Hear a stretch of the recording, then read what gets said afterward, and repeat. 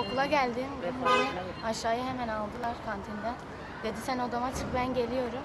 Çıktığında dedi ki ne, hemen başındakini çıkart ya da dedi aşağıya odaya kilitleneceksin dedi. Orada kalacaksın dedi. Ben dedim çıkartmak istemiyorum, öyle okumak istiyorum dedim. Sonra bana dedi ki ne, hayır dedi aşağıda duracaksın, o zaman derse giremezsin. Benim çantamı bile almaya izin vermedi, sınıfa gidip arkadaşlarımla aldırdı. Kim yaptı bunları? Müdür bey. Müdür. Orhan Usta'ya. Sonra ben de dedim ki ne, ben gider çantamı kendim alırım dedim. Hayır dedi, öğrencilerin içine çıkman yasak. Sana dedi kuralları anlatayım dedi. Teneffüse çıkmak yasak, kantine çıkmak yasak, dışarıya çıkmak yasak, arkadaşlarınla konuşmak yasak. Evet. Sonra da ben dedim ki ne, neden böyle oluyor dedim. Dedi başörtünden dolayı çıkartırsan dışarıda arkadaşlarınla bedende oynarsın. Dışarıda kantinde olursun.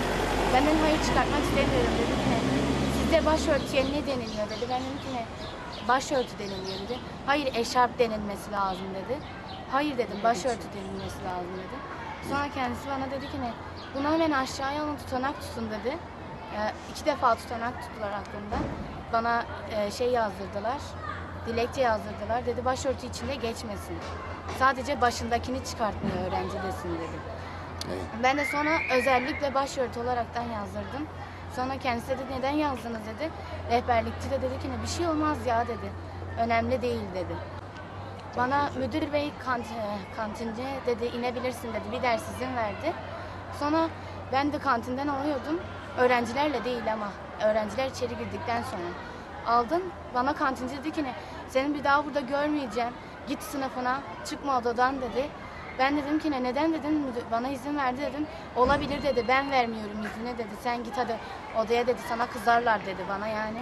Kızarlar diyerekten kantinden kovuyor bana. İlk sınıfa getirdiğim gün müdür kolundan yakalamış. Hemen direkt aşağı benim odama gel demiş. Kız da bir şey var zannedip çocuk oraya geldiğinde hemen demiş alt odaya gideceksin, orada oturacaksın. Sen yukarı çıkamazsın. Başındakinden dolayı yukarı çıkamazsın demiş. Kız da demiş niye başımda ne var deyince işte başörtüsü burada yasak, giremezsin demiş. Hemen rehberlik odasına almışlar.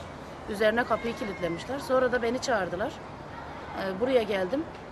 Dedi ki hayır dedi biz kapıyı kilitlemedik. Dosyalarımız var diye kapıyı kilitliyoruz dediler. Kız da dedi ki hayır anne dağılana kadar beni bırakmadılar dedi. Okul dağılana kadar çocuğumu bırakmadılar. Yaklaşık 2 haftaya yakındır çocuğum ne eğitim alabiliyor, ne derslere girebiliyor, ne teneffüse çıkabiliyor. Arkadaşlarıyla birlikte dolaşamıyor. Arkadaşlarının yanında ders yapamıyor. Artı hiç sınıfa giremiyor.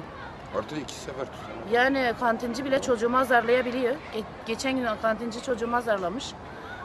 Senin demiş buraya gelme demiş. Al şunu çek git demiş. Bir daha sakın buraya gelme demiş. Odandan da çıkma demiş. Yani müdürle konuştuğumuza rağmen hiçbir sonuç alamıyoruz. Çocuğumu hiçbir şekilde odadan çıkmayacak diyor. Kesinlikle diyor yukarıya arkadaşların arasına dönmeyecek diyor. Milli Eğitim Bakanlığı'na gittim. Görüştüm. Oradan da bana hiçbir sonuç vermedi. Hatta ilçe Milli Eğitim Bakanlığı bana diyor ki biz diyor sizin gibi gelenleri daha önce buradan küfürle kovuyorduk diyor. Kim diyor? İlçe Milli Eğitim Bakanı. Şahin Bey ilçe Milli Eğitim Müdürü mü? Evet Şahin Bey. Şahin Bey ilçe Milli Eğitim Müdürü. Evet bana daha diyor önce gelenleri küfürle kovuyorduk biz buradan diyor. Ben de dedim ki siz nasıl buradan gelenleri küfre kovarsınız? Siz burada bize hizmet vermek zorundasınız. Çık bacım buradan diyor. Bizde çözüm yok diyor. Size hakaret mi etti ilçe Milli Eğitim Müdürü? Evet bize hakaret etti. Çık buradan diyor. Alaycı konuşuyor. Hadi diyor eliyle bana. Daha sonra İl Milli Eğitim'e gittim. İl Milli Eğitim yardımcısıyla görüştüm. O da orada bizi hemen şeye soktu. Polislerin oraya götürdü. İşte gidin burada dedi. Bunların ifadesini alın. Haklarında tutanak tutun dedi. Daha sonra oradaki müfettişler dedi kadın uğraşmasın şeyle falan dedi. Bizi aldılar. İşte dedi bizde hiçbir çözüm yoktur dedi. Burada çözüm şey yok dedi. Okula gidin dedi. Okul sizi dedi inisiyatifini kullanarak içeriye alabilir dedi. Okul insaf Birbirlerine topu atıyorlar. O ona diyor ki ne git ile git. O diyor ki git okula git. Birbirlerine şey yapıyorlar. Yani bize hiçbir sonuç vermiyorlar. Çocuğum şu anda mağdur yani. Çocuğum hiçbir şekilde ders alamıyor, eğitim alamıyor. Eğitim hakkı kısıtlanıyor.